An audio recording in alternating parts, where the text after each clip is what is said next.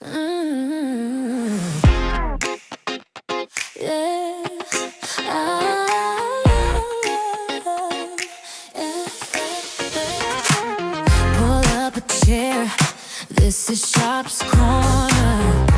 Little light on an ordinary day. Stories and smiles. Every word warmer. Pointing every heart a better way. Welcome to Shop's Corner, where the wounded rest a while, where a quiet word of faith turns to laughter, turns to smiles. Every poem, every story says you love, you still belong. This is Shop's Corner, where your heart can sing along.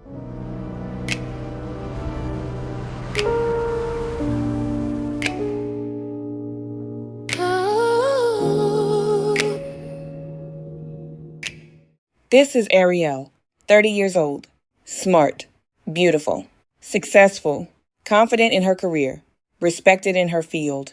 She worked as a computer technician and had spent years building a life she could be proud of.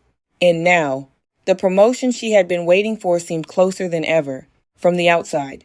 Everything looked perfect, but what nobody knew was that God was calling her somewhere she never expected.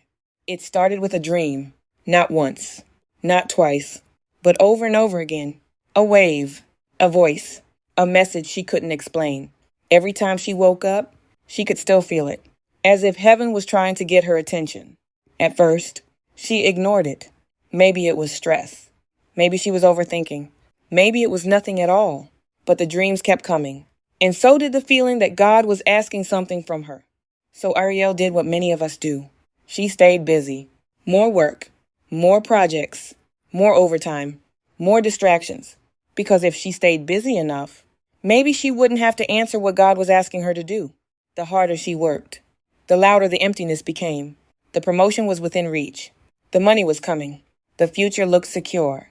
Everything she thought she wanted was finally happening.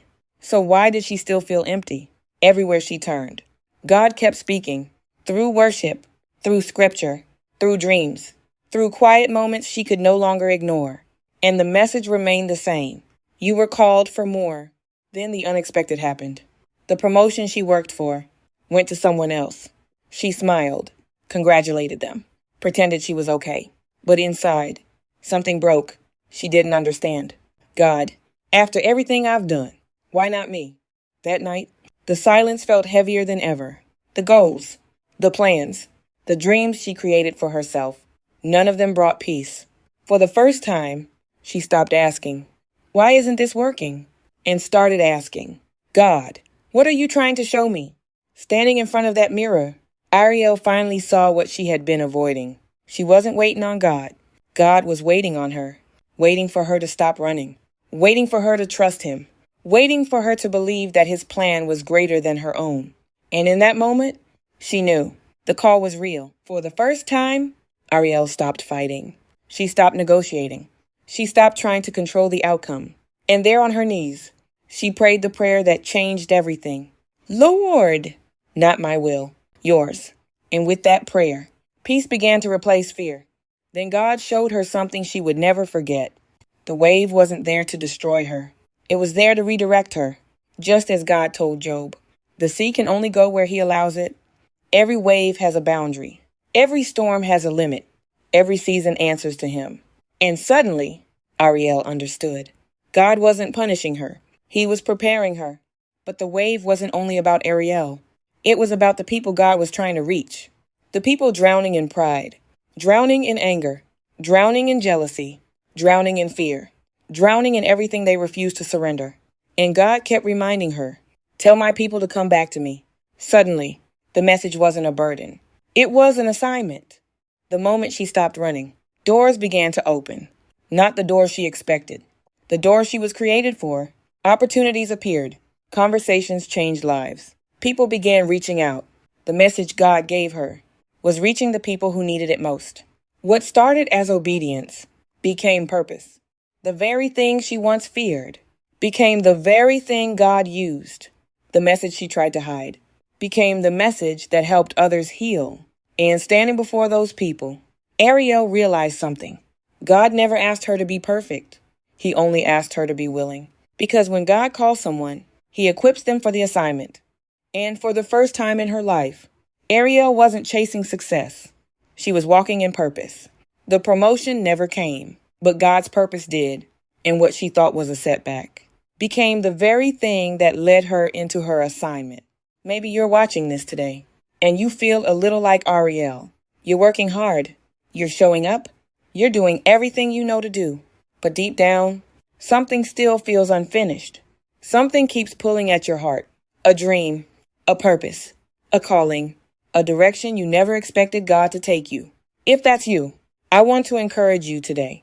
Don't ignore the wave. The wave isn't always destruction.